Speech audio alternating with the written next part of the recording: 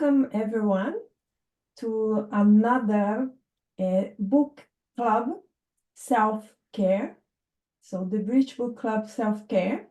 And today we are going to discuss two chapters, the chapter 3, consciential health, and chapter 4, research in health. So just to let everyone know, we are going to be recording.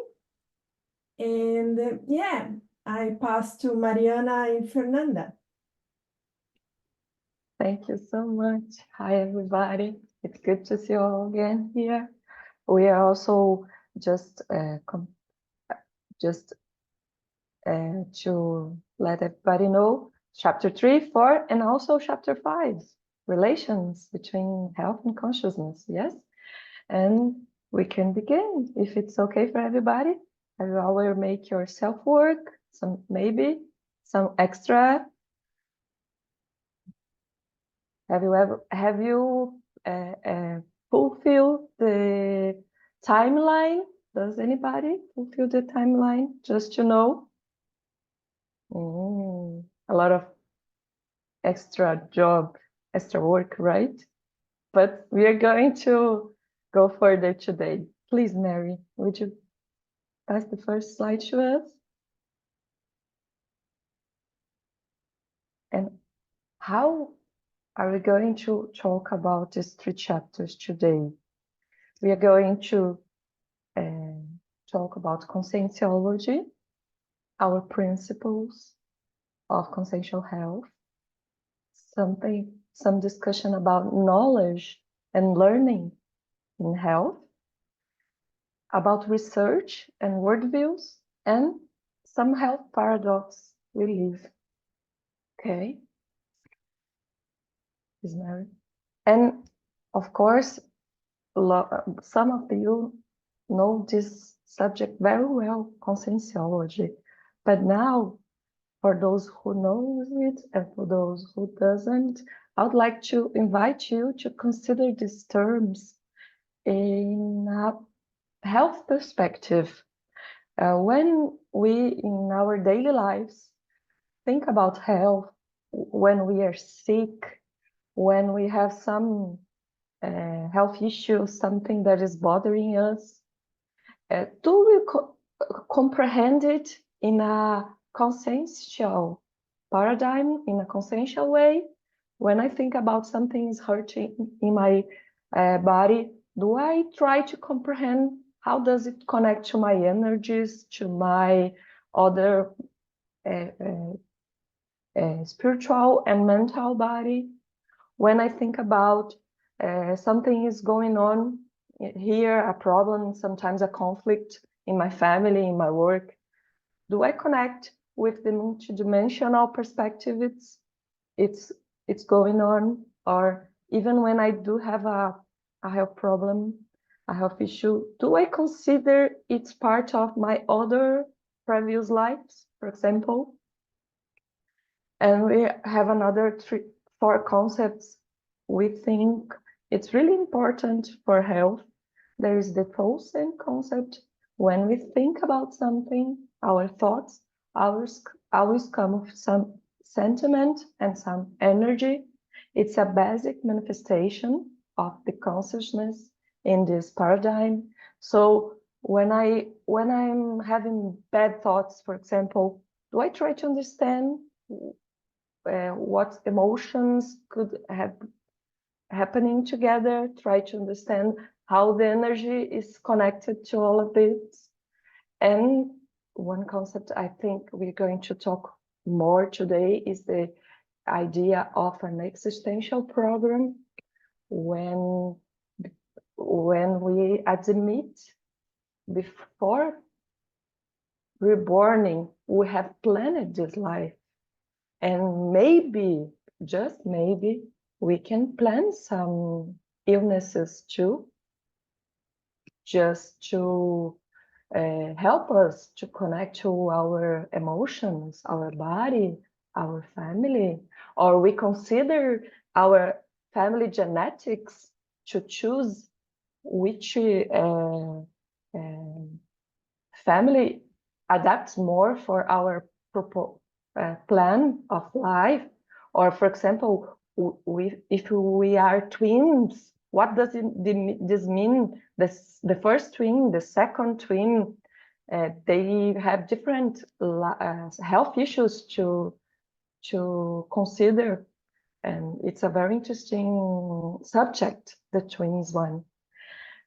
And how do we plan this life in an intermissive course, in a course before coming? And who wants to know about intermissive course a little bit more could go to the Bridget Book Club people have earlier here in the group. So it's a very interesting subject also, this preparation course. What do we think we study about health, about physical health, about emotional health in this intensive course, for example? How do we plan ourselves to use better this body and to manifest ourselves in this dimension? And also, like we are talking about conscientiology, we must keep in mind our principle of disbelief. We don't just believe in something we are saying here or reading in the book, for example. We are invited to experiment, to check, to have our own references and experiences about each one of the subjects, right? So although we study some of us conscientiology, psychology, another ways of comprehending human and consciousness, how do we apply this? How do we really embrace these ideas and paradigms when we are in pain, we are suffering? Can we keep this in our mind open? And please, next, because we are talking about consciential health in chapter 3, right? And consciential health is a condition, a dynamic state of equilibrium of the consciousness, not of the body. It's a quality of this consciousness. How can we study and approach conscientiousness without the health? It doesn't make sense. It regards their personal well-being, our holosomatic of our different somas, our bodies, homeostasis, our equilibrium, our harmony, and the harmonious relationships with our and others. All of those senses are the tonsils we connect daily, and it constitutes a resource for self-evolution. So it's a very broader concept we are going to consider today. And to help us to comprehend it a little bit more, we are going to check some principles that could help us, all right? In the book, I know we have seen this 11. Let's check. 11, yes. These 11 principles. And I'm trying to make an overview of them here for all, okay? So we have consciousness, and consciousness is a really personal condition. We don't have two consciousness that are alike. So health, consciential health, has the same condition. It's a very personal condition. Oh, but we study in medicine that we can comprehend the function of the body, the function of the organs. Oh, we have some generalization we can do, but the health is really different for the experience of health. The expression of health is really different for each one of us. And in some sense, there is no heteros or a healing someone applies to another, because we experiment this health in our perspective, and we keep this in different lives. So it's just we just get a real if it's for all lives, okay? If the consciousness is solved with some condition, so the self-healing is the one we are looking for. And health is relative. Sometimes I'm okay, sometimes I'm not. Maybe if two different people with, for example, diabetes, one is really struggling with that, the other is in a good balance, but it changes all the time. And sometimes the person who has more body or physical pain is more happier than the other that have a small pain. So how this related perspective of life can happen? Sometimes I'm struggling with my health, and I connect or talk to someone that is struggling more, and then I feel relief. Does it happen with you? We have a problem, then we talk to someone with a bigger problem and say, oh, I'm so good today. It's nothing more going to bother me anymore. So this relativism, we can work with that. We can work with this perspective and comprehension of health. And as health is dynamic, today I'm okay, tomorrow I'm not, the other I'm okay. And sometimes I choose to unbalance my health. Oh, this night I need to keep working. I cannot sleep 8 hours because I need to finish this class, this report, something. This dynamicity, sometimes we choose to do. And it's important. It brings us some adaptation, some adaptability we need to have. But then later I need to focus on my health again and balance it again. It's something we can do. And that's why health is a resource we can accumulate and then use in proper time. And we can use it also to be, when we are health and balanced, we experience some emotions and some perspectives of life that help us to understand other people who struggle with that usually daily. So it's a really big resource we can use when we experience not being okay in be so productive, for example. We can prepare ourselves to a time in our lives we're going to get older and less operational, less functional than we are today. It's a good experience. Sometimes we look our grandmas and grandpas and say, "Ooh, why they don't just let it go and relax and let people do the things, ordinary things for them?" But we don't let people do our ordinary things too. Are we prepared to that moment when we are going to need so much help of others? So this research helps us to process our traits, our personality, and our it's okay until now? Are you okay joining me in this tour? So health is also syncretic. Thank you. Syncretic. Health is not just what we see or study in Occidental medicine. We have a lot of tricks, a lot of possibilities and solutions we learn from our family, from neighbors, from our community that aren't on the books. Some other health paradigms we can apply. For example, today we are studying consciential health, and this connection of different perspectives helps us to comprehend something that probably are incomplete in that paradigm we usually apply in our daily lives. For example, Occidental medicine.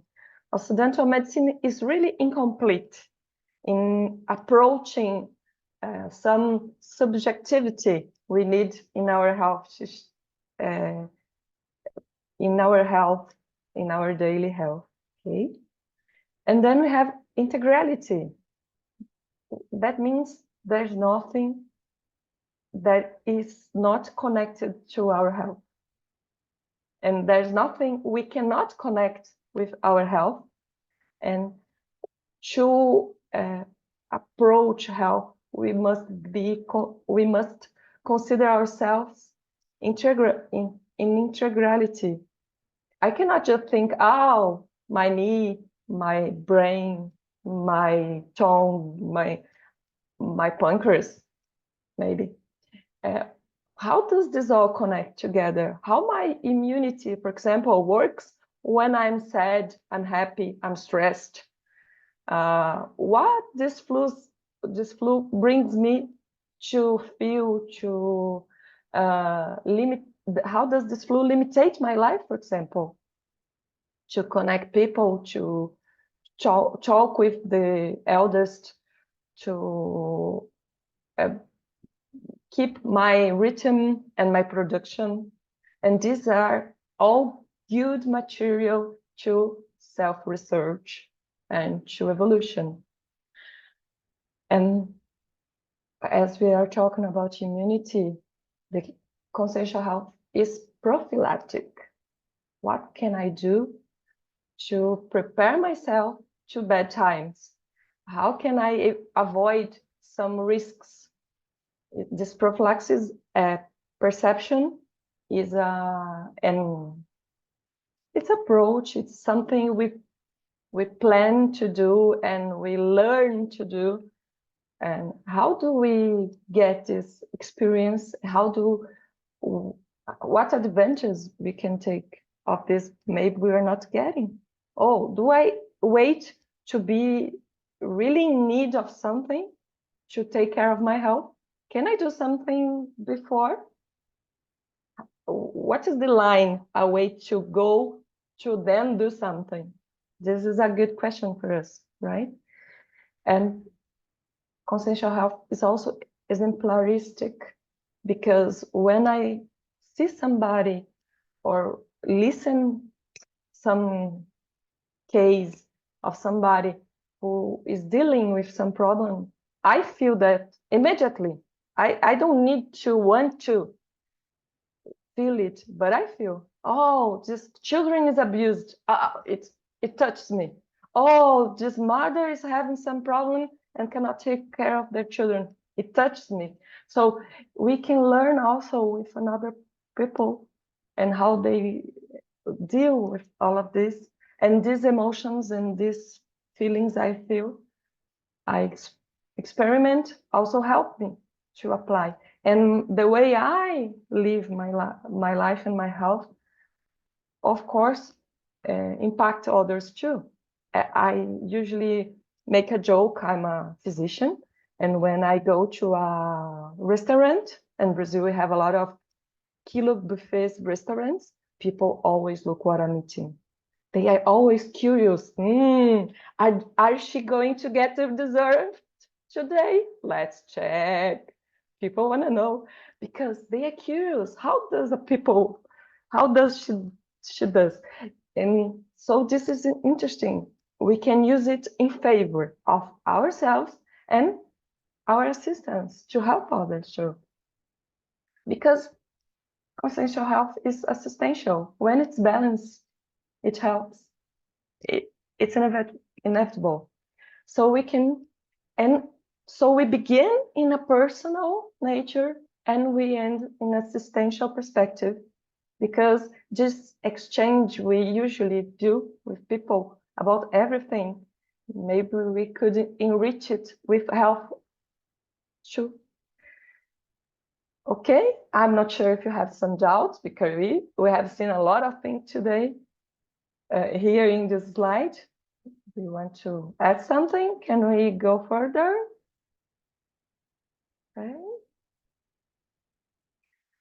So now is your turn. Let's reflect a little bit. Identifying our personal health principles. I'll explain, and then we go back to the health principles slide, if you want to take a print or something, okay?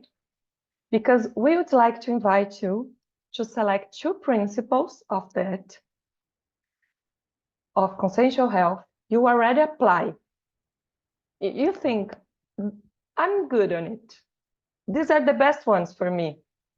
And what benefits do you have with them? Then we'd like you to select 2 principles you deserve to be better, you'd like to apply more often, and the benefits you are wanting to achieve. Okay?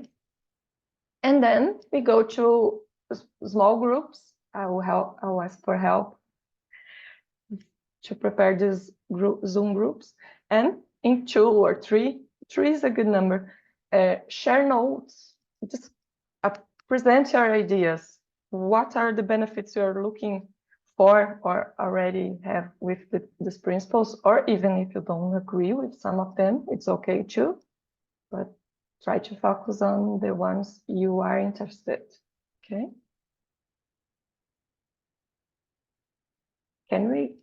Do you like us to go? Yes, back to the slide.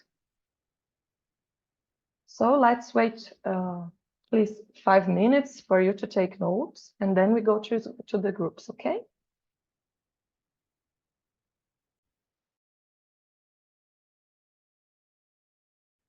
Talk about a little more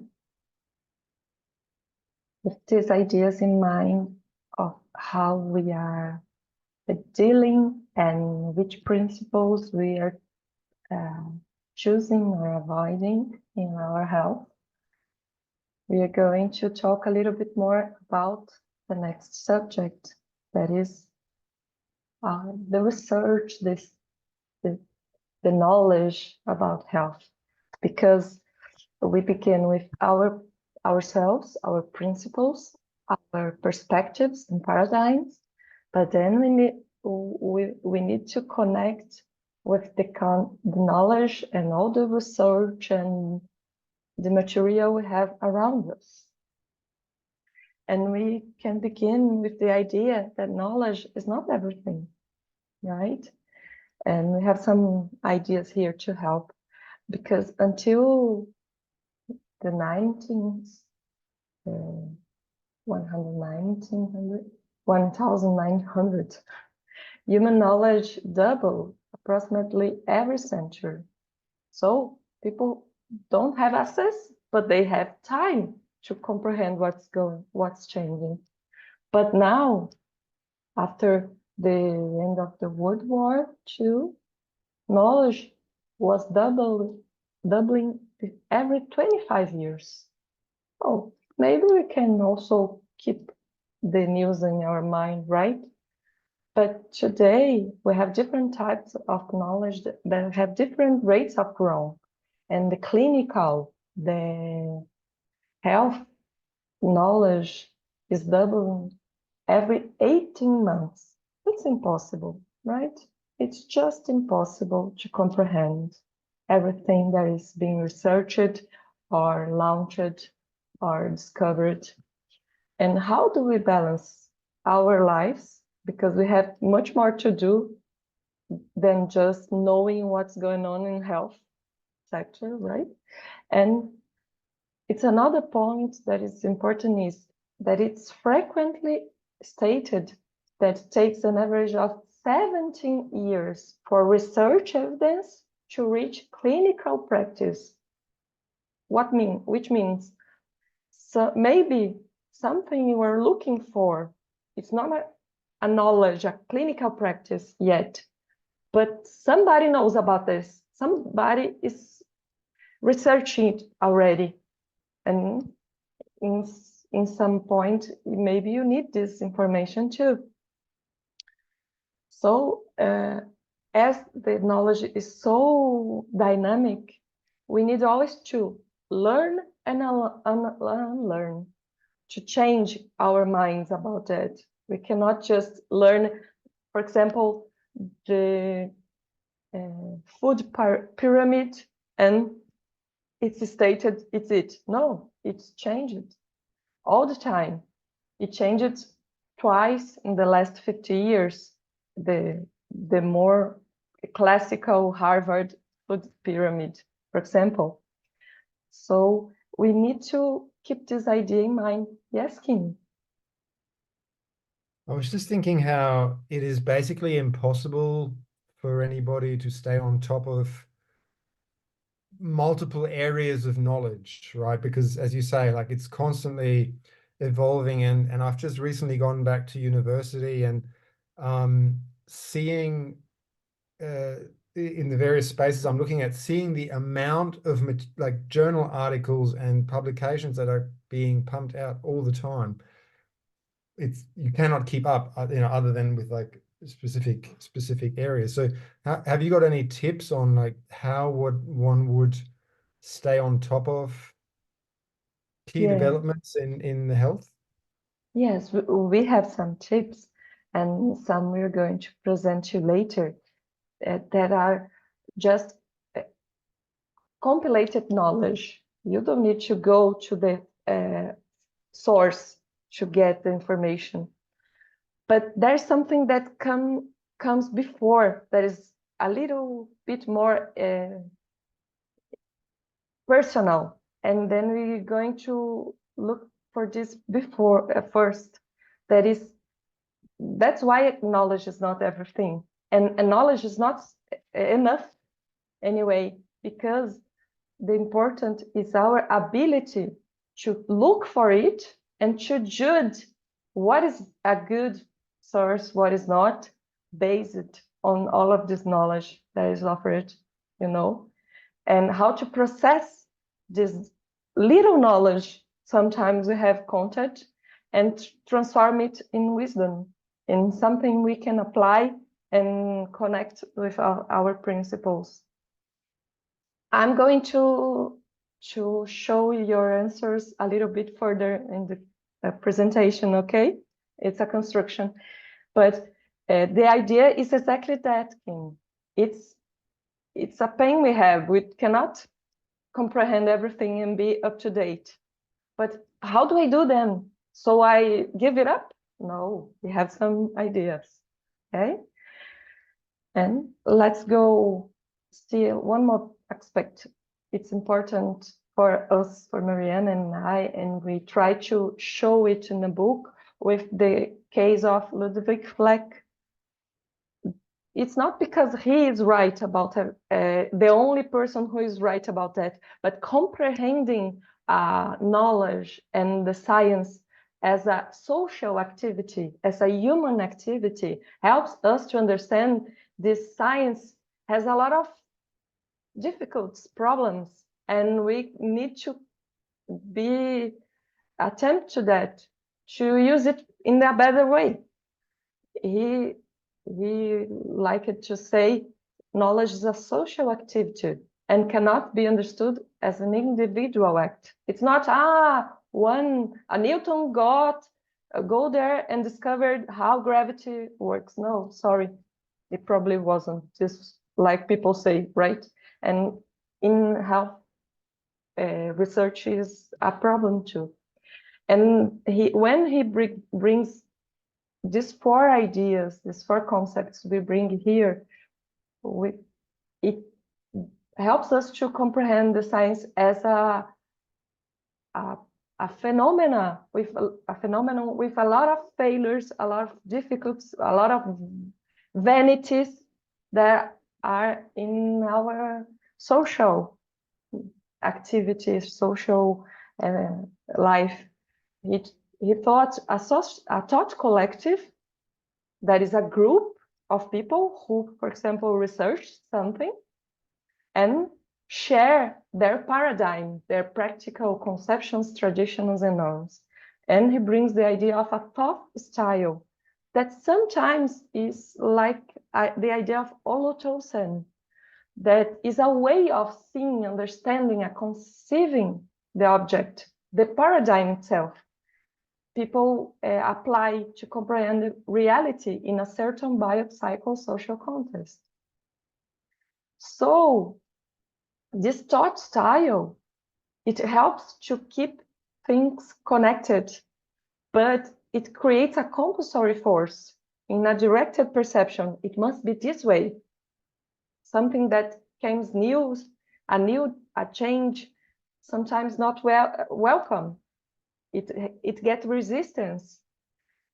And this thought style predispose people to a selective feeling. Oh no, this is probably not a science. It's probably not important. It's probably not something we want to study for health purpose, right? And maintains the stability, but takes a price, the price of unincluding or excluding new perceptions, new ideas. And we are part of this thought collective.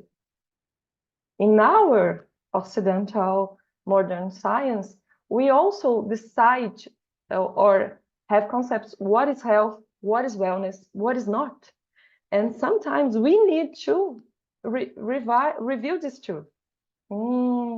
Maybe it's part of my health too. Maybe it's something I should consider in my wellness, right? Because naturally it generates resistance, and this causes what he calls a harmony of illusions. It's harmonic. Everybody thinks this way. It's okay for everybody. Why am the different? No, I'm going with the few or with everybody. And how science changes. So when a lot of the accumulation of disastrous, exceptional results, exceptions, which disqualify this truth and allow a new truth to emerge that can explain the new results, then we have the disruption of this harmony of illusions that happens in the science and happens in ourselves. So we are a reflection of the collective. We are connected, and this is important for us, okay?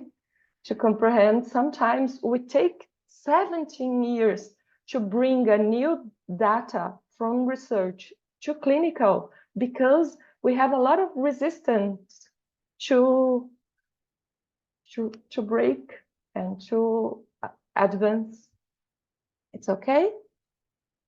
And now I would like to include a new concept that is not in the book, but probably some of you know, that is the Bloom's taxonomy. I really like this idea. Oh, we can call it also a learning pyramid, but it's a revised model. Okay, so if you are curious, you can go and check then how Bloom structured this. But it's a pyramid for learning, teaching, and assessing ideas, anyone.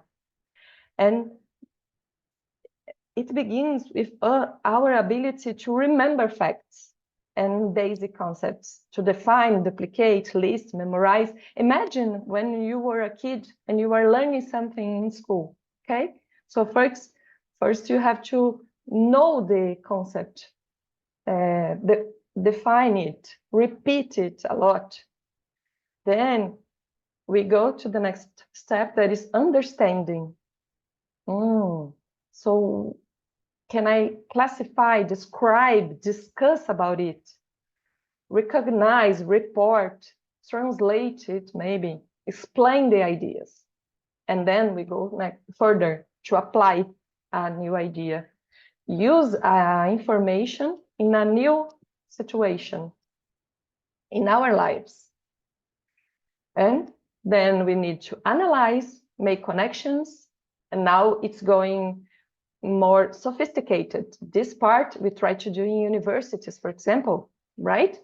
Analyze in a deeper sense some subject, draw connections, compare, examine, experiment, then we need to evaluate, justify a stand or a decision, argue about that, defend, judge, support one idea, criticize it.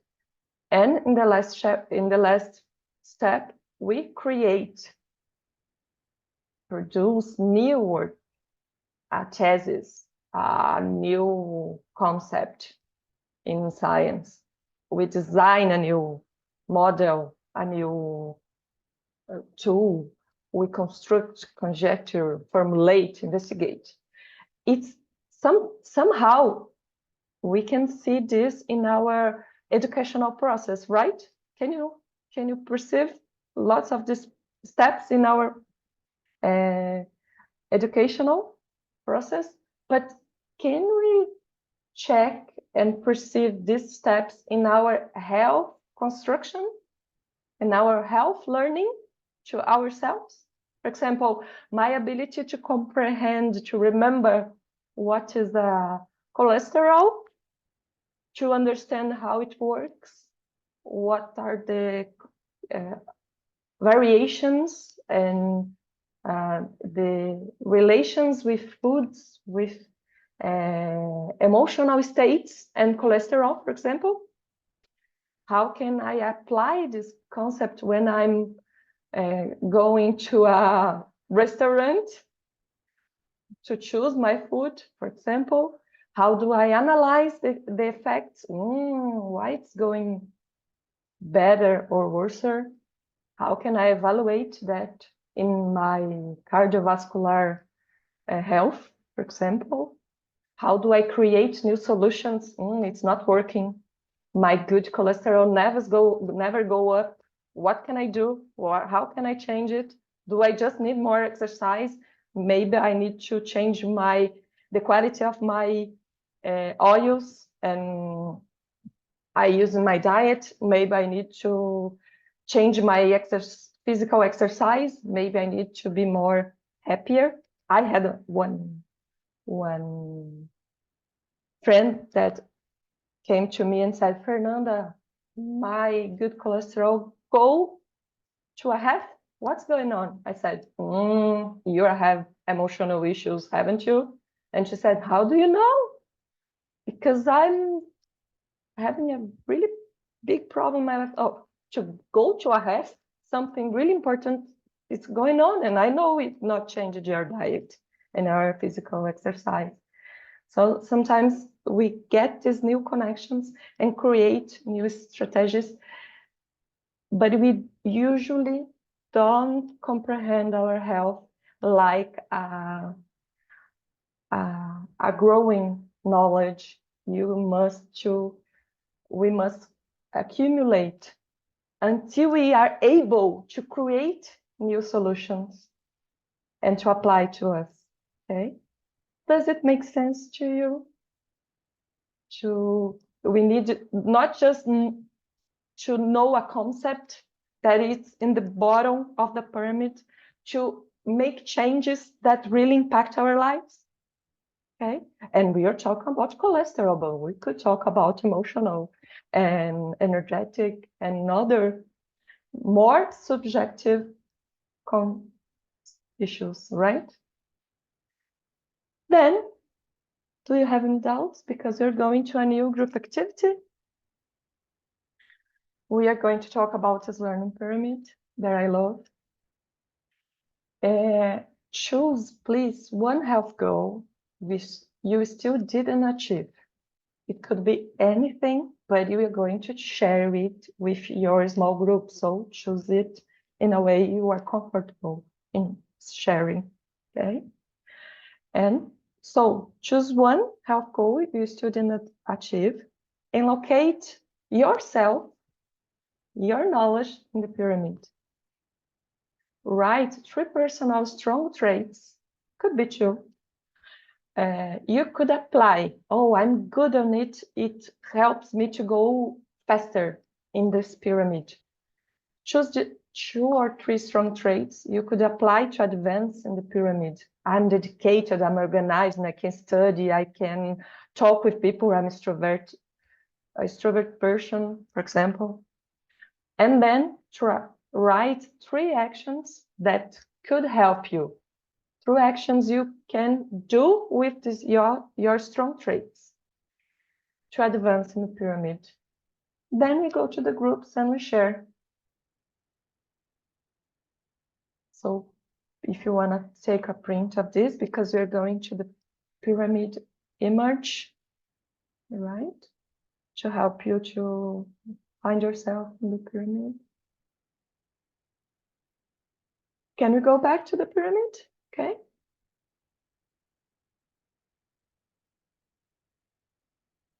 So take your time, 5 minutes to take these notes, and then we go to the groups.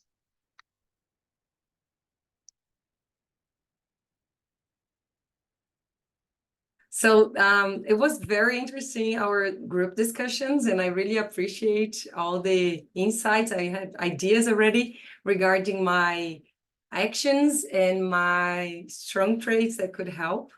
And what we want to is to continue in this line, because we want to approach self-care in a systematic and scientific and using research. So what we will talk now a little bit, it's about this idea of research. So we want to approach self-care as a reflective, systematic, controlled, and critical procedure, which allows the discovery of new facts or data, relationships, or laws in any field of knowledge. I really like this concept, this description of research, because it doesn't tell me anything about how the researcher should be or what he should understand or how she would believe the word works. It really tells me that a research is when I observe a plant that is growing in my garden, or when we receive this seed of bean and then we put in a cotton with water. Everybody did this research when we were kids at school. And this is how we stimulate children to become researchers. We help them to understand how to, reflect and control a process and then understand how it works. But we are influenced by our worldviews. We do. We are influenced by our health and our life in a way that we were, raised, and the connections we have and the social groups we participate. So we have a researcher that he invites us to understand these worldviews. So the pluralism of worldviews, it really helps us. Oh, I'm sorry if it's too little, but this is the paper where Pierre Plier, this researcher from McGill University, invites us to understand how we, want to read about the world. So what I have here, it's different worldviews. And why we are talking about this, because sometimes when we want to broaden our concepts of health and we want to consume more research, we need to understand what worldview this research is using. And we know, we have talked before, how the word cannot be only qualitative or quantitative. We need to use the best of the words. We need to use mixed methods, for example. And when we are only positivism, very radical positivism, we will not be able to connect everything that is from, neutral and material to something that is subjective. Or what we say is the extreme of qualitative research, that is the radical constructivism, where it invites us to say, oh, you know what, everything is subjective. Nothing can be systematized or included into different categories. So both positivism, the radical one, and the radical constructivism, we cannot do mixed methods in research. But all the other worldviews, we can. So maybe we would like to learn a little bit more about post-positivism. This is a worldview that invites us to confirm hypotheses and generalize results of previous works, but sometimes explore new ideas. So I really like clinical trials, and I really like epidemiological studies, but I know, there are different words, there are different ways of understanding a low-income country to high-income country reality. So I know if I only use data from rich countries, it may not be enough to understand my reality from a low and middle income country. So I know that. And then maybe I will try to use data, research data, from different approaches like social constructivism, where we only mainly explore new ideas, but we want to discover new theories, and we want to confirm patterns, and we want to use theories in other contexts. So this is good. So I want to gather data from Australia, but also from, Tanzania, and then also from countries in Africa, and then countries from South America, and then discuss what they found. And this can bring me to worldview of pragmatism, where I understand there's an action-based knowledge. So I understand that to explore and confirm, I need to oriented action, practical solutions, and the meaning making. So is these people involved in this process of creating research? Am I studying the indigenous knowledge based on researchers studying it, or based on the own indigenous people talking about their knowledge and their health paradigms? So who is this person that is the researcher or bringing the information? How am I using this information? Who is involved in this process? So I have mental health issues. Am I consuming only research from the practitioners and the physicians, or am I consuming research that is also including the voice of people with the same mental health issues that I have? And this is something that started in the 70s and the 80s. So maybe I never, used this information, but maybe I want to look at it. And we have this in, Ivy League universities doing research that the patients are part of the research team. Well, that's a big thing, right? The researchee be part of the research group. So this is what we want to do with pragmatism, especially with critical theory, when we want that the voice and the views of the oppressed are important. Am I consuming this? Am I exploring and confirming to reduce inequities? Am I looking at individual empowerment, or do I want research to keep everything the same? And am I looking at marginalized groups, for instance? So I have this week a student. She developed her thesis about decolonial care. Am I talking in a decolonial perspective? Am I using the information that we have produced in the last 20, 30 years about how we, divide information and how we co-create knowledge? Or am I consuming only a knowledge that is from some groups? Am I really empowering people with my research? Am I empowering myself with this research? And when I'm doing this, I'm being critical, and then I can use critical realism, mainly to confirm or test middle-range theories. Okay, that's too much, Mariana. Okay, I didn't expect this coming. But what we want to bring to you here is that there are different approaches to understand the knowledge we produce, because as we said before, knowledge is a social construct. The science and research is a systematic way, but the way I understand this knowledge that is produced within science, then I need to understand my worldview. So if you want to look more about this information, you can take a look at this research from Pierre Plouillet. We also have a very small paper that me and Fernanda did present at conference of science that we have here. It's the Parascientific Week. I'm sorry, I was trying to translate the name of the event. And it's part of the International Congress of Conscientiology. We will have this July. So 2 years ago, I think me and Fernanda, we present a paper where we bring these worldviews and how we can apply this. And when we think about health, what we want to do is to understand that we have a quantitative method, process, and reason, and we really want to use this in the health producing knowledge to understand, okay, if I smoke 20 cigarettes, I'll have problems because cigarettes are not good for you, because they change the way you work. But then if I use in a radical and then in some other approach, it will be different. And then it can come to a qualitative approach, a phenomenal, and then I understand the language.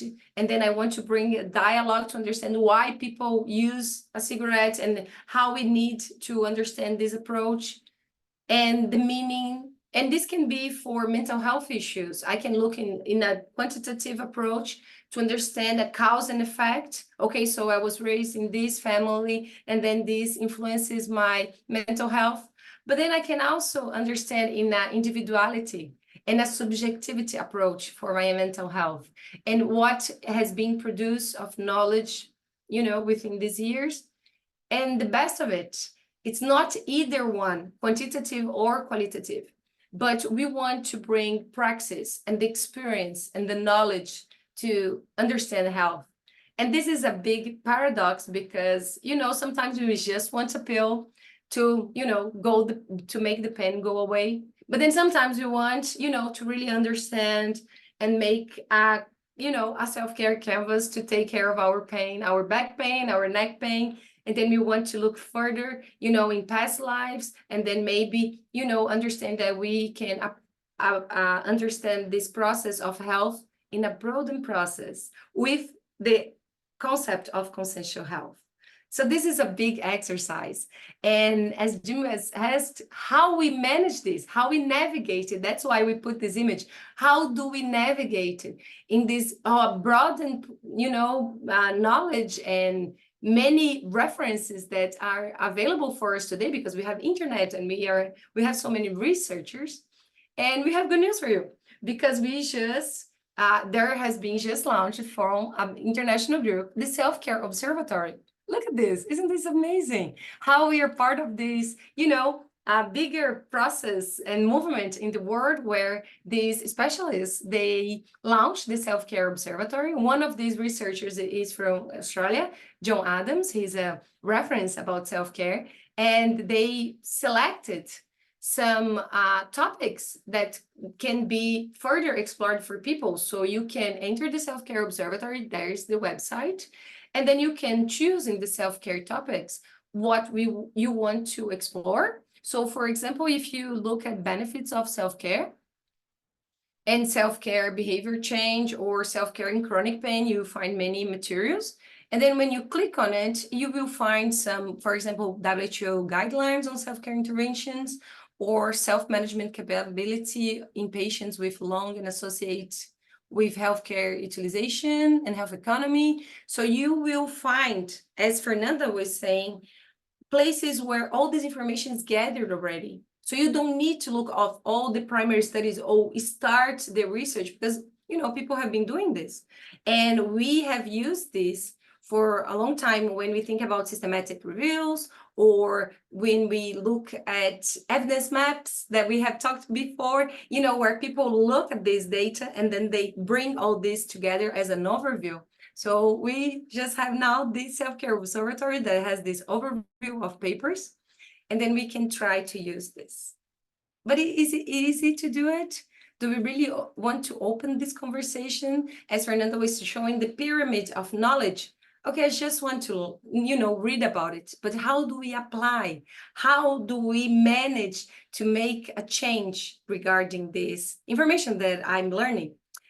So to do that, we will use a subjective process, and we want to invite you all to read this beautiful Rumi poem with us. Is that okay? Can we finish our day today, or start the day today here in Brazil with this beautiful guest house poem from Rumi?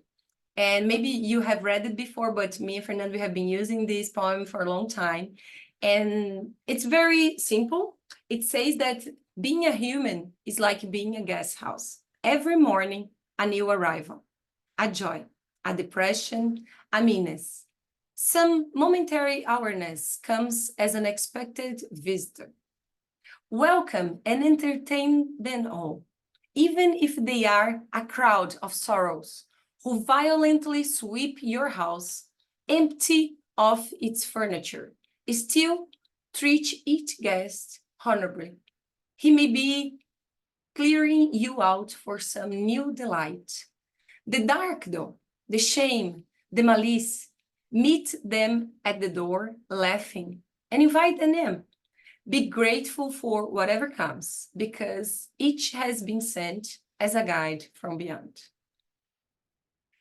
Okay, I was not expecting this in this time, you know. I was talking about self-care, what Rumi has to do with it. So what we want to invite you all is to think about the poem. We can put it again, and then write 3 postures that the poem invites you to have.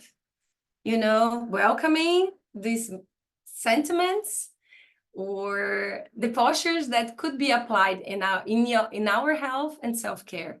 So do I really want when, you know, sorrow comes and the pain? Let's see how we work with that and think a little bit about it. I'll put the poem back again, and then we'll do our last exercise is to share these perceptions, okay? And then we'll be almost done with our bridge club today. So I'll put back the poem so you can take a look at it. So the exercise is to take some notes and write the postures that you think that could invite you to develop self-care a little bit more.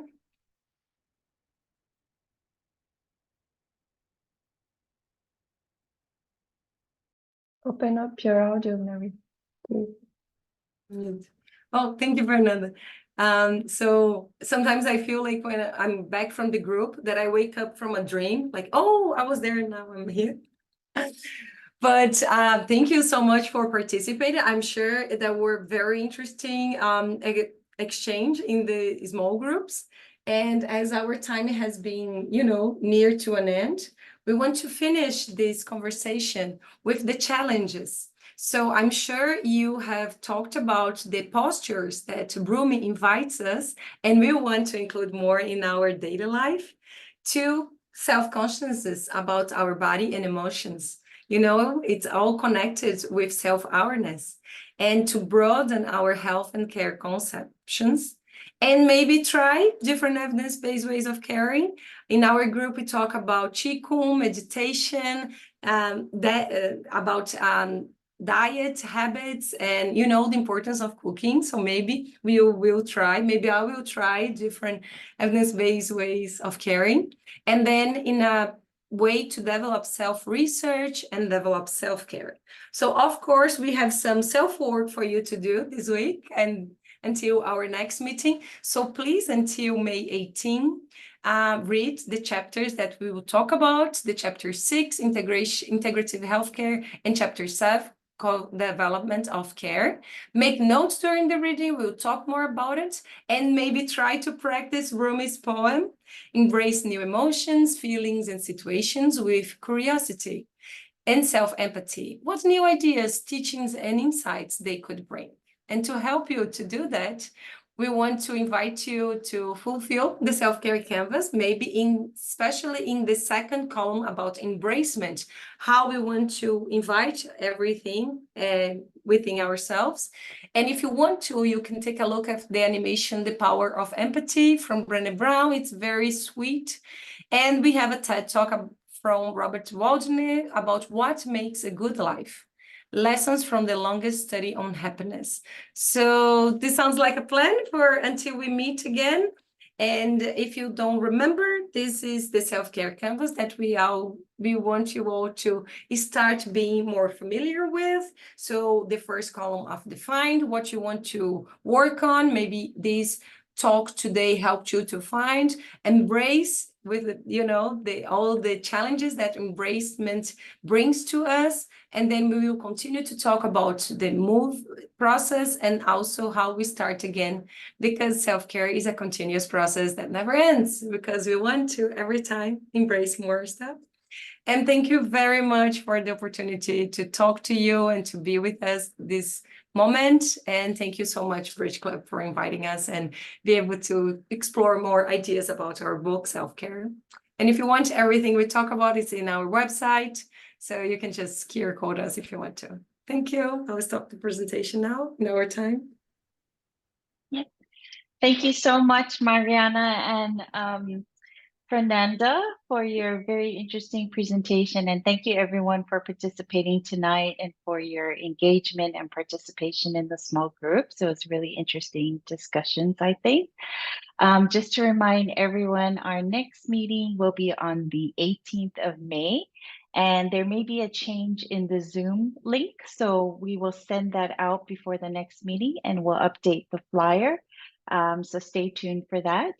And thank you again for joining us, and we'll make this available on our YouTube channel for those who couldn't join us live. And we will also send out the website information as well, so you will have that. Thank you all, and see you next time. Thanks, guys. Thank Really you. appreciated Good that. time. Thank you. See you. Thank you, everyone. Have a great week.